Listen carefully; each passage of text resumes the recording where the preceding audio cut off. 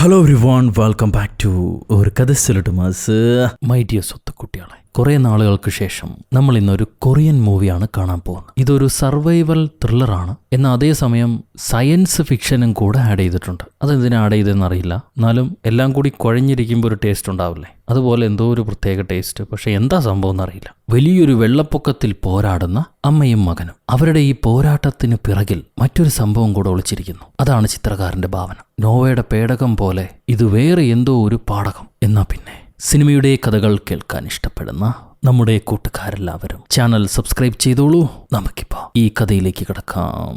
ഈ സിനിമയുടെ തുടക്കത്തിൽ ഒരമ്മ പെണ്ണിങ്ങനെ കിടന്നുറങ്ങാം. മുഖത്ത് മോൻ കുറെ സ്റ്റിക്കറൊക്കെ ഒട്ടിച്ചു വെച്ചിട്ടുണ്ട്. അവൻ അടുത്ത് കിടന്ന് പെടയുമായിരിക്കും. അമ്മ ചോദിക്കുകയാണ്, നിനക്ക് എന്താടാ പറ്റിയെന്ന്. മോൻ പറയും, അവൻ സ്വിമ്മിങ് പ്രാക്ടീസ് ചെയ്യാണത്രേ. വെള്ളത്തിനടിയിൽ ധരിക്കുന്ന കണ്ണടയൊക്കെ വെച്ചിട്ടുണ്ട്. വാ അമ്മയെ പുറത്തു പോയി നീന്താം, വായോ വായോ എന്ന് പറഞ്ഞ് അവൻ അമ്മയെ വിളിക്കുക. എനിക്ക് കുറച്ചുകൂടെ ഉറങ്ങണം, നീ ഇങ്ങനെ ശല്യം ചെയ്യാതെ ആ കണ്ണട അഴിച്ചു വെക്കി, അത് വീടിനകത്ത് ധരിക്കേണ്ടതല്ല, എന്നിട്ട് മിണ്ടാതെ കിടക്കെന്ന് പറയാം അമ്മ. എന്നാൽ മോൻ ശല്യം ചെയ്യുന്നത് നിർത്തുന്നില്ല. വായോ വായോ എന്ന് പറയാണ്. അവസാനം അമ്മ സ്വിമ്മിങ്ങിന് വന്നില്ലെങ്കിൽ ഞാൻ ശ്വാസം പിടിക്കാം, കൗണ്ടെങ്കിലും ചെയ്യുമെന്നും പറഞ്ഞ് മോൻ ശ്വാസം പിടിച്ച് കിടക്കും. വെള്ളത്തിനടി ശ്വാസം പിടിച്ച് കിടക്കില്ലേ, അതുപോലെ. എന്നിട്ട് അമ്മയോട് കൗണ്ട് ചെയ്യാൻ പറയാം. അമ്മ 1 2 3 4 5 എന്ന് കൗണ്ട് ചെയ്ത് മെല്ലെ എഴുന്നേൽക്കും. ഈ സമയത്ത് ശ്വാസം പിടിച്ചിരിക്കുകയാണെന്നും പറഞ്ഞ് കള്ളച്ചെറുക്കൻ പുതപ്പിനടിയിന്ന് ശ്വാസം വലിച്ചു വിടുന്നുണ്ടാവും. വെള്ളത്തിനടി ശ്വാസം വിടാൻ പാടില്ല, നീ അമ്മയെ പറ്റിക്കാണെന്ന് ചോദിക്കുമ്പോൾ അവൻ ഞാൻ ശ്വാസം വിട്ടിട്ടില്ല, ഇപ്പോഴും പിടിച്ചിരിക്കുക, അമ്മ എണ്ണിക്കോന്ന് പറയുക. അമ്മയെ അവൻ്റെ പറ്റിപ്പീരൊക്കെ വിട്ടുകൊടുത്തിട്ട് എണ്ണുന്നുണ്ട്. ആ സമയത്താണ് പെട്ടെന്നൊരു ശബ്ദം കേൾക്കുക. വലിയ കാറ്റോടുകൂടെ പേമാരി വരുന്ന ശബ്ദം. ഇവൾ ജനാല തുറന്നു നോക്കുമ്പോൾ കുറച്ച് ദിവസങ്ങളായിട്ട് പെയ്തുകൊണ്ടിരിക്കുന്ന മഴ ഇനിയും നിന്നിട്ടില്ല. റോഡെല്ലാം നിറഞ്ഞു കവിഞ്ഞൊഴുകാണ്. സോ ഇന്നും അമ്മയ്ക്ക് ജോലിക്ക് പോകാൻ പറ്റില്ല. 2-3 ദിവസമായിട്ട് അവള് ഈ മഴ കാരണം ലീവാണ്. ഇന്നും വെള്ളപ്പൊക്കം ഉള്ളതുകൊണ്ട് ജോലിക്ക് പോകാൻ കഴിയുന്നില്ല. അപ്പോഴായിരിക്കും മോൻ വന്ന് അമ്മയോട് ചോദിക്കുന്നത്, അമ്മേ ഞാൻ അമ്മയുടെ ടാബ്ലറ്റിൽ വരച്ചോട്ടെ എന്ന്. അപ്പം അമ്മ പറയും, നിനക്ക് വരയ്ക്കാൻ ഒരു സ്കെച്ച് ബുക്ക് ഉണ്ടല്ലോ, പിന്നെ എന്തിനാണ് എൻ്റെ ടാബ്ലറ്റ്? അപ്പം മോൻ, ഞാൻ ആ ബുക്കിൽ വരയ്ക്കുന്ന അമ്മ കാണുന്നില്ല, ടാബ്ലറ്റിലാണെങ്കിൽ കാണുകയും ചെയ്യുമല്ലോ, അമ്മ അതല്ലേ വർക്ക് ചെയ്യാൻ ഉപയോഗിക്കുന്നത്, ഞാനതിൽ വരച്ചോട്ടെ എന്ന് ചോദിക്കുക. കുഞ്ഞു പയ്യൻ വാശി പിടിച്ച് വിഷമിച്ചിരിക്കുമ്പോൾ എന്നാൽ ശരി വരച്ചോ എന്ന് പറഞ്ഞ് സമ്മതം കൊടുക്കുകയാണ് അമ്മ. എന്നിട്ട് ബ്രേക്ക്ഫാസ്റ്റ് ഉണ്ടാക്കാൻ വേണ്ടി ഫ്രിഡ്ജിൽ നിന്നും കുറച്ച് അരി പുറത്തേക്ക് എടുക്കും. പെട്ടെന്നാണ് ഈ ടാബ്ലറ്റ് എടുത്തുകൊണ്ട് വരുന്ന പയ്യൻ അറിയാതെ അമ്മ ഇടിച്ചിടുന്നു. അമ്മ ദേഷ്യപ്പെടുന്നില്ല, നീ എന്ത് പണിയാടാ കാണിച്ചെന്നും പറഞ്ഞിട്ട് ആ അരിയെല്ലാം പെറുക്കിയെടുക്കാൻ ശ്രമിക്കുക. ഈ നേരത്തായിരിക്കും അവരുടെ മുത്തശ്ശി വിളിക്കുന്ന നായികയുടെ അമ്മ. ഇവിടെ മഴയൊക്കെ എങ്ങനെയുണ്ട്, ജോലിക്കൊക്കെ പോയോ, എന്തെങ്കിലും കുഴപ്പമുണ്ടോ എന്ന് അന്വേഷിക്കാൻ വേണ്ടിയിട്ടാണ് അമ്മ വിളിച്ചിരിക്കുന്നത്. മോൾ അമ്മയോട് കുഴപ്പമൊന്നുമില്ല, ഞാൻ ഭക്ഷണം പാചകം ചെയ്യാൻ പോവാ, ഇവിടെ അധികം സാധനങ്ങളൊന്നും ഇല്ലല്ലോ, കടയിലേക്കും പോകാൻ പറ്റാത്ത അവസ്ഥയാണെന്നൊക്കെ പറയും. അപ്പം അമ്മ ഫ്രീസറിൽ വെച്ചിരിക്കുന്ന മീറ്റിനെ ഓർമ്മിപ്പിക്കുന്നുണ്ട്. ഇന്നത്തേക്ക് പാചകം ചെയ്യാൻ അത് മതിയാകും. മീറ്റ് കഴുകാനെടുത്തിട്ട് മറ്റൊരു കോള് വരുന്നുണ്ട്, ഞാൻ കോള് കട്ട് ചെയ്യാന്ന് പറഞ്ഞിട്ട് മോൾ അമ്മയുടെ കോള് കട്ട് ചെയ്യുക. അമ്മ ഇങ്ങനെ കുറേ ഉപദേശങ്ങളൊക്കെ കൊടുത്ത് വെറുപ്പിക്കുകയായിരിക്കും. അതുകൊണ്ടാണ് മോൾ കോള് കട്ട് ചെയ്യുന്നു, മറ്റൊരു കോള് വരുന്നുണ്ടെന്നും പറഞ്ഞു. അത് കഴിഞ്ഞ് പാത്രം കഴുകാൻ നേരം ടാപ്പിൽ നിന്നും വെള്ളം വരുന്നില്ല. വെള്ളമൊക്കെ തീർന്നിരിക്കുന്നു. എന്താണോ പറ്റിയത്? അപ്പോഴായിരിക്കും മോൻ അവൻ വരച്ച പടം അമ്മയ്ക്ക് കാണിച്ചു കൊടുക്കുന്നു. നല്ല ചേലുണ്ട് അമ്മേനെയും മോനെയും കാണാൻ. അമ്മ പറയും, കുറച്ചുകൂടെ ഭംഗിയായിട്ട് എന്നെ വരയ്ക്കും മോനെ, അതിൽ പല കളറുകളുണ്ട്, റെഡ് ഉണ്ട്, ഗ്രീൻ ഉണ്ട്, യെല്ലോ ഉണ്ട്, അതൊക്കെ യൂസ് ചെയ്ത് വരയ്ക്കേ, ചുണ്ടിന് ചുവപ്പ് നിറം കൊടുക്കുക, എന്നാലാണ് ഭംഗി ഉണ്ടാവുക. ഈ കാര്യങ്ങളൊക്കെ അമ്മ പറഞ്ഞുകൊണ്ടിരിക്കുമ്പോഴാണ് പെട്ടെന്ന് വീടിനകത്തേക്ക് വെള്ളം വന്നത് ശ്രദ്ധിക്കുക. നോക്കുമ്പോണ്ട് ഈ മഴവെള്ളം നിറഞ്ഞ് കൂടിക്കൂടി ഇപ്പൊ 3-ാം നില വരെ തിരിയുന്നു. ഇനി അധികം വൈകാതെ ഈ ഫ്ലോറ് മുഴുവൻ നിറയും. ഇവരെ വീട്ടിലേക്ക് വെള്ളം ഇടിച്ചു കയറും. പുറത്തേക്ക് നോക്കുമ്പോൾ ഒരു കടല് പോലെ ഒഴുകാണ് വെള്ളം. ആ സമയത്ത് മോനാണെങ്കിൽ വീടിനകത്തേക്ക് സ്വിമ്മിംഗ് പൂൾ വന്നേ, നമുക്ക് നീന്തി കളിക്കാന്ന് പറഞ്ഞ് തുള്ളിച്ചാട്. അവൻ അമ്മയും വിളിക്കുന്നുണ്ട്. അമ്മ ആകെ പേടിച്ചിരിക്കാവും. ആ സമയത്ത് ആ അപ്പാർട്ട്മെന്റ് അതോറിറ്റിക്കാരുടെ അനൗൺസ്മെന്റ് ഉണ്ടാവുന്നു. വെള്ളം 3-ാം നില വരെ എത്തിക്കഴിഞ്ഞു, നിങ്ങൾ എത്രയും പെട്ടെന്ന് എടുക്കേണ്ട സാധനങ്ങൾ എടുത്ത് മുകളിലത്തെ നിലയിലേക്ക് പോവുക, അവിടെ നിങ്ങൾക്ക് സേഫായിരിക്കാൻ പറ്റും, ഇനിയും വൈകിക്കേണ്ട, ആപത്താണെന്നുള്ള അനൗൺസ്മെന്റ് വരികയാണ്. ഈ സമയത്ത് മോൻ തുള്ളിച്ചാടി അമ്മയെ ശല്യം ചെയ്യുന്നുണ്ട്. അമ്മ അവനെ ചീത്ത പറഞ്ഞ് ടേബിളിനെ മണ്ടേ കയറ്റിയിരുത്തി, അനങ്ങിപ്പോകരുത്, താഴേക്ക് ഇറങ്ങിയാൽ ഈ കണ്ണട ഞാൻ തിരിച്ചു തരില്ല എന്നും പറഞ്ഞ് ആ നീന്തൽ കണ്ണട വാങ്ങിച്ചു വെക്കുന്നു. എന്നിട്ട് ഇവർ പെട്ടെന്ന് തന്നെ അവർക്ക് വേണ്ട അത്യാവശ്യ സാധനങ്ങളെല്ലാം പാക്ക് ചെയ്യണം. ആ സമയത്തായിരിക്കും മറ്റൊരു ഫോൺ കോൾ വരുന്നത്. ഈ ഹീറോയിൻ ജോലി ചെയ്യുന്ന ഓഫീസിലെ ഏതോ ഒരു സെക്യൂരിറ്റി ഗാർഡാണ് ഫോൺ ചെയ്തിരിക്കുന്നത്. നമ്മുടെ നായിക പെണ്ണ് ഒരു സാധാരണ സ്ത്രീയല്ല, അവിടുത്തെ വലിയൊരു റിസർച്ച് ഓർഗനൈസേഷനിലെ സയന്റിസ്റ്റ് ആണ്. സോ ഹീറോയിന്റെ ജീവന് പ്രത്യേക വിലയുള്ളത് കൊണ്ട് തന്നെ അവളെ രക്ഷപ്പെടുത്താനും സേഫായ സ്ഥലത്തേക്ക് മാറ്റാനും വേണ്ടി കമ്പനി പറഞ്ഞുവിട്ട ഒരു സെക്യൂരിറ്റി അവിടെ വന്നിട്ടുണ്ട്. പുള്ളിക്കാരൻ തൊട്ട് മുകളിലുള്ള ഫ്ലോറിലാണുള്ളത്. നിങ്ങൾ സാധനങ്ങൾ എടുത്ത് സമയം കളയണ്ട, എത്രയും പെട്ടെന്ന് മുകളിലേക്ക് വന്നോളൂ, വെള്ളം കയറി തുടങ്ങി, ഇനിയും പുറപ്പെട്ടില്ലെങ്കിൽ ആപത്താണെന്ന് ആ സെക്യൂരിറ്റി ചേട്ടൻ പറയും. അപ്പോഴേക്കും കറണ്ടും പോയി,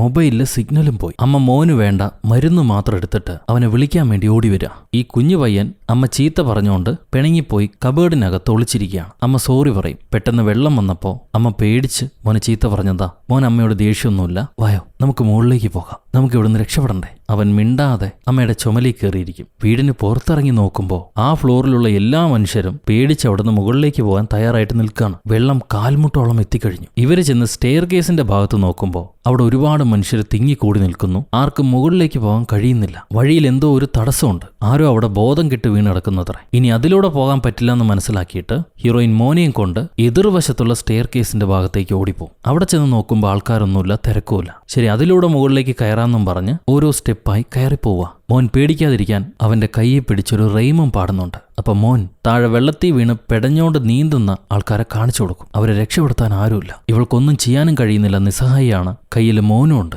ഈ അവസ്ഥയിൽ തന്നാൽ മകനെ മാത്രമേ രക്ഷപ്പെടുത്താൻ കഴിയുള്ളൂ. അതുകൊണ്ട് അവന്റെ ശ്രദ്ധ തിരിച്ച് വീണ്ടും പാട്ടുപാടി അമ്മ അവനെയും കൊണ്ട് മുകളിലേക്ക് വരിക. അപ്പൊ ഈ സ്റ്റെയർ കേസിൽ ഒരുപാട് സാധനങ്ങൾ, മോളിൽ താമസിക്കുന്ന ആൾക്കാരുടെ സാധനങ്ങൾ കിടക്കുന്നതുകൊണ്ട് ഇവർക്കത് പാസ് ചെയ്ത് പോകാൻ കഴിയുന്നില്ല. എങ്ങനെയെങ്കിലും സൈഡിൽ കൂടെ പിടിച്ച് കയറാൻ പറ്റുമോ എന്ന് ഇവള് ശ്രമിച്ചു നോക്കുന്നുണ്ട്. പക്ഷെ കാൽ വഴുതി വീഴാൻ പോകും. അപ്പോഴാണ് നേരത്തെ നീന്തിക്കൊണ്ടിരുന്ന ആൾക്കാർ ആ വെള്ളത്തിൽ പെട്ട് മരിച്ചതായിട്ട് അവൾ കാണുന്നത്. പെണ്ണ് പേടിച്ചു പോവും. എന്തായാലും ആപത്തൊന്നുമില്ലാതെ കൊച്ചിനെ എടുത്ത് ഇവള് അടുത്ത ഫ്ലോറിലേക്ക് വന്നെത്തിക്കഴിഞ്ഞു. നോക്കുമ്പോൾ അവിടുത്തെ ആൾക്കാരും പേടിച്ച് മുകളിലേക്ക് പോകാൻ ശ്രമിക്കുകയാണ്. കാരണം ഓരോ നിലയായി വെള്ളം വിഴുങ്ങിക്കൊണ്ടിരിക്കുന്നു. ആ ഫ്ലോറിലുള്ള ആൾക്കാർ ആരെയും അവരുടെ വീടിനകത്തേക്ക് കയറ്റുന്നില്ല. അർജന്റിന് ബാത്റൂമിൽ പോകാൻ പോലും ആരും സഹായിക്കുന്നില്ല. ഭാഗ്യത്തിന് ഒരു സ്നേഹമുള്ള ചേച്ചി മാത്രം എന്തേലും ആവശ്യമുള്ളവരുണ്ടെങ്കിൽ നമ്മുടെ വീടിനകത്തേക്ക് വന്നോളൂ എന്നും പറഞ്ഞ് അവരെ വീടിനകത്ത് കയറ്റും. ഈ നേരത്ത് ഹീറോയിൻ അവളെ രക്ഷപ്പെടുത്താൻ വന്ന ആ സെക്യൂരിറ്റി ഗാർഡിനെ ദൂരെ വെച്ച് കാണുന്നുണ്ട്. ഇവള് കൈ കാണിക്കും ഞങ്ങൾ ഇവിടെ ഉണ്ടെന്ന് പറഞ്ഞിട്ട്. ഇവര് തമ്മിൽ നേരത്തെ പരിചയമില്ല. അവളുടെ പേര് വിളിക്കുന്നതുകൊണ്ടാണ് പെണ്ണിന് മനസ്സിലായത്. സോ കൈ കാണിക്കുമ്പോൾ സെക്യൂരിറ്റി കണ്ടിട്ട് പെട്ടെന്ന് തന്നെ സ്റ്റെയർ കേസിന്റെ ഭാഗത്തേക്ക് വന്നോളൂ, നമുക്ക് അവിടുന്ന് ഒരുമിച്ച് പോകാമെന്ന് പറയാണ്. ഇത് കേട്ട ഹീറോയിൻ മോനെയും വിളിച്ച് പോകാൻ വേണ്ടിയിട്ട് മോനെ തപ്പി നോക്കുമ്പോൾ മോനെ കാണുന്നില്ല. അവൻ ആ സ്നേഹമുള്ള ചേച്ചി വിളിക്കുന്നതും കേട്ട് അമ്മ ആ ഫ്ളാറ്റിനകത്തുണ്ടെന്നും വിചാരിച്ച് എല്ലാവരും പോകുന്ന ഫ്ളാറ്റിനകത്തേക്ക് കയറിപ്പോയി. ഹീറോയിൻ ഓടിച്ചെല്ലാണ് തന്റെ മകനെ കൂട്ടാൻ വേണ്ടി. ആ വീടിനകത്ത് അവനെ കാണാനുണ്ടാവില്ല. പെട്ടെന്നാണ് ദൂരെ നിന്ന് സുനാമി പോലെ ഒരു 10-20 അടി ഉയരത്തിൽ വെള്ളം അലയടിച്ച് ചീറ്റി വരുന്ന കാണുന്നു. എന്താ ചെയ്യേണ്ടെന്നറിയാതെ ജനമെല്ലാം പകച്ചു നിൽക്കുക. ആ വെള്ളം ഇവരെ കെട്ടിടത്തിലേക്കും ആഞ്ഞടിക്കും. ആ ഫ്ളാറ്റ് മുഴുവൻ വെള്ളത്തിൽ മുങ്ങിപ്പോയി. പലരുടെയും ജീവൻ തന്നെ ആ വെള്ളം വീശിയടിച്ചതുകൊണ്ട് ഇല്ലാതായി. ഭാഗ്യത്തിന് ഹീറോയിന്റെ ബോധം പോയിട്ടില്ല. എന്നാൽ അവളെ കയ്യിലുണ്ടായിരുന്ന മകന്റെ മരുന്ന് സഞ്ചി അത് വെള്ളത്തിൽ ഒഴുക്കിപ്പെട്ട് ദൂരേക്ക് മറഞ്ഞുപോയി. ഇവൾക്ക് പിടിച്ചു നിർത്താൻ കഴിഞ്ഞില്ല. ശ്വാസം കിട്ടാതെ പെടയുമ്പോഴാണ് അലയടിക്കുന്നതുകൊണ്ട് 1 സെക്കൻഡ് മാത്രം സീലിംഗ് ഭാഗത്തെ വെള്ളം മാറി അവൾക്ക് ശ്വാസം എടുക്കാൻ പറ്റുന്നു. ഈ ശ്വാസം എടുത്തു കഴിഞ്ഞ് തന്റെ മകനെ അന്വേഷിച്ച് ഓരോ മുറിയായിട്ട് ഇവളെ നീന്തിപ്പോയി നോക്കുക. അപ്പൊ ഒരു മുറിയിൽ അനക്കമില്ലാതെ മോൻ കിടക്കുന്ന കാണും. ഇവൾ അവനെയും കൊണ്ടുവന്ന് ഈ ഫ്ളാറ്റിന്റെ ഡോറ് തുറക്കാൻ നോക്കുന്നുണ്ട്. നടക്കുന്നില്ല. അവസാനം ആരോഗ്യം നഷ്ടപ്പെട്ട് ബോധം പോകാൻ നിൽക്കുമ്പോഴാണ് ദൈവത്തെ പോലെ ആ സെക്യൂരിറ്റി ഗാർഡെത്തി ഇവര് രണ്ടുപേരെയും രക്ഷിച്ച് വെള്ളത്തിന് മുകളിലേക്ക് കൊണ്ടുവരാം. അവിടെ അടുത്ത ഫ്ലോർ കാണാം. ഇവർ ആ ഫ്ലോറിലേക്ക് വലിഞ്ഞു കയറും. മോൻ അനക്കം ഉണ്ടാവില്ല. ഫസ്റ്റ് എയ്ഡ് കൊടുക്കുമ്പോഴാണ് അവൻ കരഞ്ഞുകൊണ്ട് എഴുന്നേൽക്കുക. അത് കഴിയുമ്പോൾ ഈ സെക്യൂരിറ്റി ഗാർഡ് അമ്മയും മോനെയും ഫോട്ടോ എടുത്ത് അവരുടെ ഓഫീസിലേക്ക് അയക്കും. അമ്മയ്ക്കും മകനും ഛേദമൊന്നും പറ്റിയിട്ടില്ല, അവരെ സുരക്ഷിതമായി രക്ഷപ്പെടുത്തിയെന്ന് പറയാണ്. അത് കഴിഞ്ഞ് ഇവര് രണ്ടുപേരെയും തന്റെ പുറകെ ആ കെട്ടിടത്തിന്റെ മണ്ടയിലേക്ക് വരാൻ പറയും. അവിടുന്ന് റെസ്ക്യൂ ചെയ്യാൻ വേണ്ടി ഒരു ഹെലികോപ്റ്റർ വരുന്നുണ്ട്, ഇവരെ മാത്രം റെസ്ക്യൂ ചെയ്യാൻ വേണ്ടി. അമ്മ മോനെയും തോളി കയറ്റി നടക്കാൻ തുടങ്ങാണ്. പോകുന്ന വഴി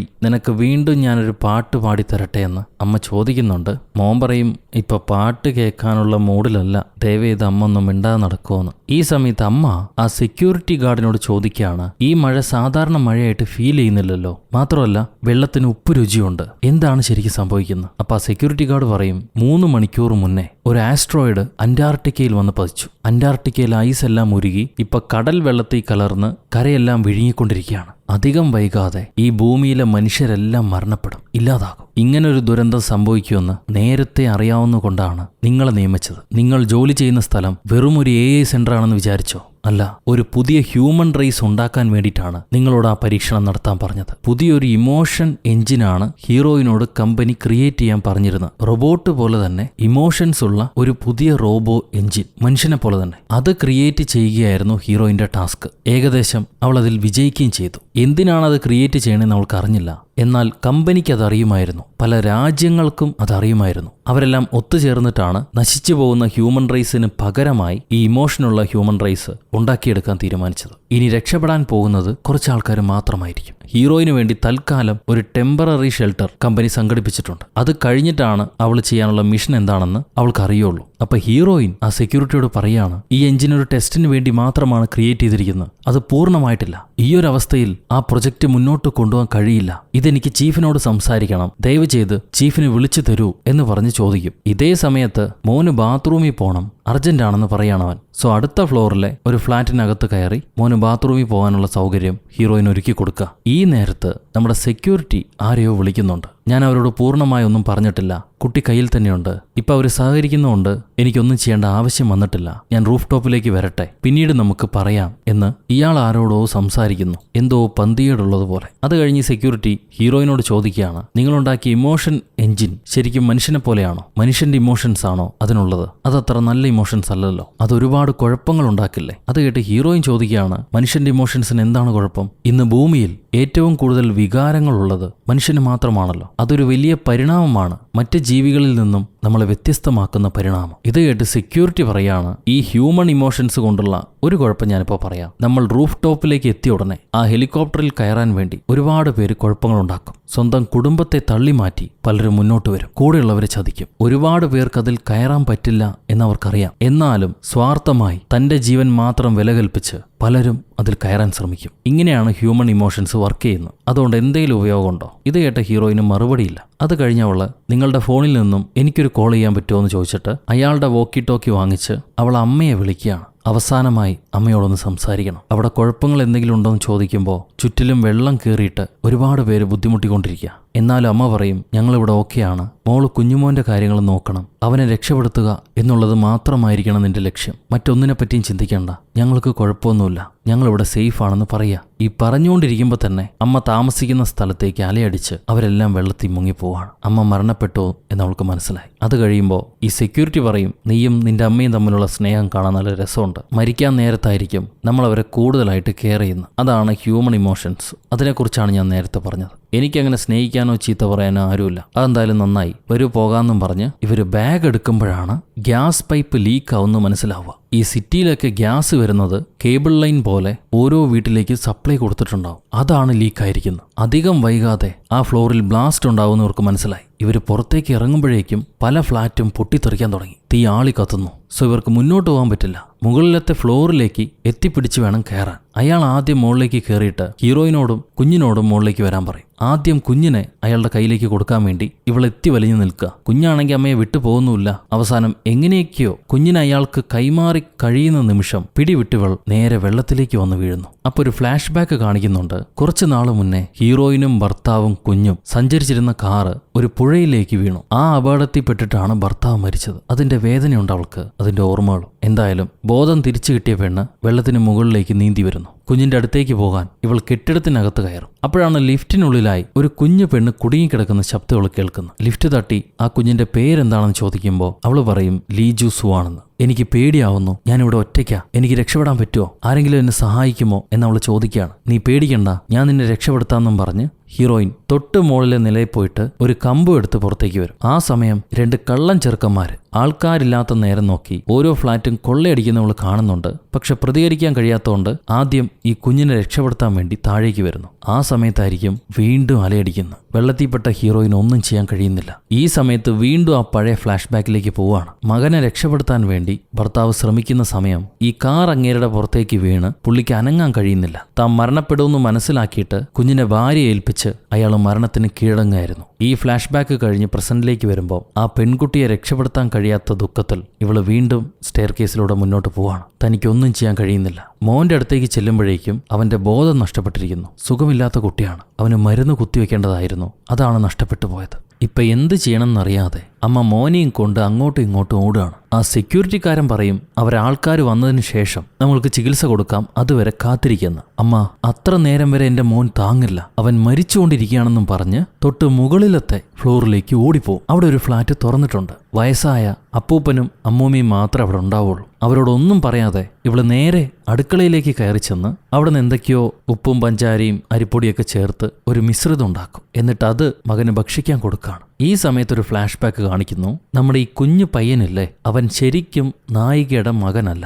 ഇവർ ടെസ്റ്റ് സബ്ജക്റ്റായിട്ട് ഉണ്ടാക്കിയെടുത്ത ഒരു ഹ്യൂമൻ മെഷീനാണ്. അതുപോലെ തന്നെ ഒരു പെൺകുട്ടിയെയും ഇവരുണ്ടാക്കിയെടുത്തിട്ടുണ്ട്. അതിനെ വളർത്തുന്നത് ചീഫായിട്ടുള്ള ലേഡി. രണ്ടുപേരും അമ്മയെപ്പോലെയാണ് ഈ കുട്ടികളെ വളർത്തിയത്. എന്നാൽ കുറച്ചു നാൾ കഴിയുമ്പോൾ കുട്ടികളെ രണ്ടുപേരെയും തിരിച്ചേൽപ്പിക്കണം എന്നുള്ളതാണ് കരാറ്. ഇത് പറഞ്ഞ് അവർ വിഷമിക്കുന്നുണ്ടാവും. ചീഫിന് മകളെ തിരിച്ചു കൊടുക്കാൻ താല്പര്യമേ ഇല്ല. എന്താ ചെയ്യേണ്ടതെന്ന് അവർക്കറിയില്ല. വീണ്ടും പ്രസന്റിലേക്ക് വന്നാൽ മകന് ബോധം തിരിച്ചു കിട്ടിയിരിക്കുന്നു. ആ ഉണ്ടാക്കിയ മരുന്ന് അവൻ ഏറ്റിട്ടുണ്ട്. ഇനി കുറച്ചു നേരം അവനെ റെസ്റ്റ് ചെയ്യാൻ കിടത്തണം. ഇവൾ അവനെ ഉറങ്ങാൻ കിടത്തി ജനാലയിലൂടെ പുറത്തേക്ക് നോക്കുമ്പോണ്ട് ഇപ്പൊ സൂര്യപ്രകാശം വന്നിരിക്കുന്നു. കാലാവസ്ഥ മാറിയിട്ടുണ്ട്. ഇനി കുഴപ്പമൊന്നും ഉണ്ടാവില്ല എന്നാണ് അവർ വിചാരിക്കുക. ആ നേരം സെക്യൂരിറ്റി പറയും, ഇന്ന് കാലത്താണ് കമ്പനി എനിക്ക് ഈ അസൈൻമെന്റ് തരുന്നത്. നിങ്ങൾക്ക് വേണ്ടി ഒരു ടെമ്പററി ഷെൽട്ടർ പണിതിട്ടുണ്ട്. നമ്മൾ അങ്ങോട്ടാണ് പോകുന്നത്. അവിടെ കുഞ്ഞിനെ ഏൽപ്പിച്ച് ഫൈനൽ ഡെസ്റ്റിനേഷനിലേക്ക് നിങ്ങൾ തനിച്ചായിരിക്കും പോകേണ്ടത്. കുഞ്ഞിനെ കമ്പനി ഏറ്റെടുക്കും. നിങ്ങൾക്കത് അറിയാമല്ലോ. നേരത്തെ ഞാനത് നിങ്ങളോട് പറഞ്ഞില്ല. നിങ്ങളൊരു പക്ഷേ അതിന് സഹകരിച്ചില്ലെങ്കിലോ? അതുകൊണ്ടാണ് പറയാതിരുന്നതെന്ന് സെക്യൂരിറ്റി പറയാണ്. അപ്പൊ ഹീറോയിൻ ചോദിക്കും,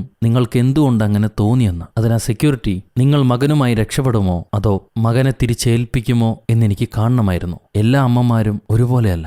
അതുകൊണ്ടാണ് ഞാൻ ഹ്യൂമൻ ഇമോഷൻസിനെ വെറുക്കുന്നത്. എന്റെ അമ്മ എന്നെ തെരുവിൽ ഉപേക്ഷിച്ചിട്ട് പോയതായിരുന്നു. പോകാൻ നേരം അമ്മ ഒരുപാട് കരഞ്ഞിരുന്നു, എന്നെക്കാളേറെ. അപ്പൊ അവര് തിരിഞ്ഞു വരാതിരിക്കാൻ വേണ്ടിയിട്ടാണ് ഈ കരയുന്നതെന്ന് എനിക്കറിയില്ലായിരുന്നു. സാഹചര്യം എന്തുമായിക്കോട്ടെ, ഈ ഭൂമിയിൽ അവരെ പോലെയും ഒരുപാട് പേരുണ്ട്, സ്വാർത്ഥമായി മാത്രം ചിന്തിക്കുന്നവർ. ഇങ്ങനെ ഇവര് സംസാരിച്ചുകൊണ്ടിരിക്കുമ്പോൾ പെട്ടെന്ന് വീണ്ടും കാലാവസ്ഥ മാറും. മഴ ശക്തിയായി പെയ്യുന്നു. ദൂരെ നിന്നും തിരമാല ആഞ്ഞടിച്ചു വരുന്നുണ്ട്. ഇവരുടനെ കുഞ്ഞിനെ എടുത്ത് മുകളിലേക്ക് പോകാൻ പുറപ്പെടും. ആ വയസ്സായ അപ്പൂപ്പനും അമ്മൂമ്മയ്ക്കും അവിടെ നിന്ന് പോകാനുള്ള ആരോഗ്യമല്ല. അപ്പൂപ്പനെല്ലാം മനസ്സിലായി. കൂടുള്ള ഭാര്യ അവർക്ക് വീൽ ചെയറിൽ നിന്ന് അനങ്ങാൻ കഴിയില്ല. അവസാന നിമിഷം അതിങ്ങനെയാണെന്ന് അദ്ദേഹം ഏറ്റെടുത്തിട്ട് തന്റെ ഭാര്യയ്ക്ക് ഭക്ഷണം കൊടുക്കുകയാണ്. ഈ നേരം ഹീറോയിനും സെക്യൂരിറ്റിയും മകനെയും കൊണ്ട് വീണ്ടും ആ കെട്ടിടത്തിന്റെ മുകളിലേക്ക് ഓടിപ്പോവാണ്. വെള്ളം വേഗത്തിൽ ആ കെട്ടിടത്തെ വിഴുങ്ങി തുടങ്ങി. ഭാഗ്യത്തിന് അവസാന നിമിഷം അവർ കയറി മുകളിലേക്ക് എത്തിക്കഴിഞ്ഞു. ആ നേരത്താണ് ഇവരെത്തിച്ചേർന്ന ഫ്ലോറിൽ ഒരു സ്ത്രീ പ്രസവ വേദനയിൽ തുടിച്ചുകൊണ്ടിരിക്കുന്ന കാണാം. അവരുടെ ഭർത്താവ് ഇവരോട് സഹായം ചോദിക്കുന്നുണ്ട്. എന്നാൽ സഹായിക്കാൻ പറ്റാത്ത അവസ്ഥയിലായിരിക്കും നമ്മുടെ നായിക ഉണ്ടാവുക.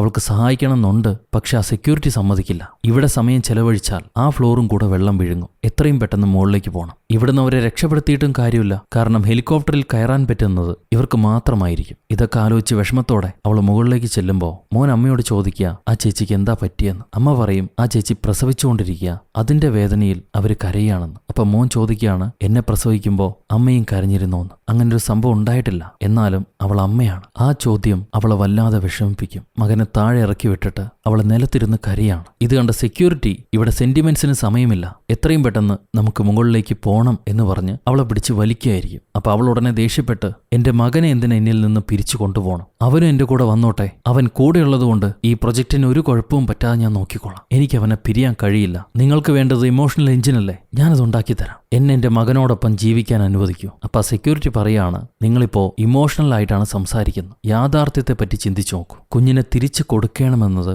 നിങ്ങൾക്ക് നേരത്തെ അറിയാം. എങ്കിൽ മാത്രമേ ഈ ഭൂമിയിൽ വീണ്ടും മനുഷ്യജീവൻ ഉൽപ്പത്തിയാക്കാൻ കഴിയുള്ളൂ. അത്രയും വലിയ ജോലിയാണ് ഇപ്പം നിങ്ങളുടെ കയ്യിലുള്ളത്. ഹ്യൂമൻ മെഷീന്റെ തെളിവാണ് ഈ കുഞ്ഞ്. അത് നിങ്ങൾ മനസ്സിലാക്കണം. കമ്പനിക്ക് അവന് ആവശ്യമുണ്ട്, അവനൊന്നും സംഭവിക്കില്ല, പേടിക്കാതെ കൂടെ വരുമെന്നും പറഞ്ഞ് വീണ്ടും അയാൾ വിളിച്ചിട്ട് പോവാണ് മുകളിലേക്ക്. ഏറ്റവും ടോപ്പിൽ, റൂഫ് ടോപ്പിൽ എത്തുമ്പോൾ അവിടെ ഇവരെ കൊണ്ടുപോകാൻ വേണ്ടി വന്ന ഹെലികോപ്റ്ററും റെസ്ക്യൂ ടീമും നിൽപ്പുണ്ടാവും. അവരടുത്തേക്ക് വിളിച്ച് ഈ മിഷൻ സെക്യൂരിറ്റിക്കാരൻ ആ റെസ്ക്യൂ ടീമിനെ ഏൽപ്പിക്കുകയാണ്. ഇനി അവരാണ് ബാക്കിയുള്ള കാര്യങ്ങൾ ചെയ്യുന്നത്. അവരെ ഏൽപ്പിച്ച ഉടനെ ഈ പട്ടാളക്കാര് അമ്മയും കുഞ്ഞിനെയും സെപ്പറേറ്റ് ആയിട്ട് പിരിച്ചു നിർത്തും. എന്തിനാ അങ്ങനെ ചെയ്യണമെന്ന് ചോദിക്കുമ്പം സെക്യൂരിറ്റി പറയാണ്, സത്യം പറഞ്ഞിരുന്നെങ്കിൽ നിങ്ങൾ എന്റെ കൂടെ വരില്ലായിരുന്നു. നിങ്ങളുടെ ചീഫില്ലേ, അവരവരുടെ കുഞ്ഞിനെയും കൊണ്ട് കടന്നു കളഞ്ഞു. കമ്പനിക്ക് എന്താണ് വേണ്ടതെന്ന് അവർക്കറിയാം, പക്ഷെ നിങ്ങൾക്കറിയില്ല. കമ്പനിക്ക് കുഞ്ഞിന്റെ തലച്ചോറ് മാത്രം മതി. ഇവിടെ ഇമോഷൻസിന് സ്ഥാനമില്ല. അതുകൊണ്ട് പറയുന്നു മനസ്സിലാക്കൂ. കൂടുതൽ കുഴപ്പങ്ങൾ ഉണ്ടാക്കാതെ മിണ്ടാ ചെന്ന് വണ്ടി കയറ്. ഇനിയും സമയമില്ലാന്ന് പറഞ്ഞ് ആ സെക്യൂരിറ്റി മാറിപ്പോവാണ്. ഈ നേരം ബാക്കിയുള്ള പട്ടാളക്കാര് കുഞ്ഞിനെ പിടിച്ച് അവന്റെ തല മൊട്ടയടിച്ച് തലയ്ക്കകത്തു നിന്നും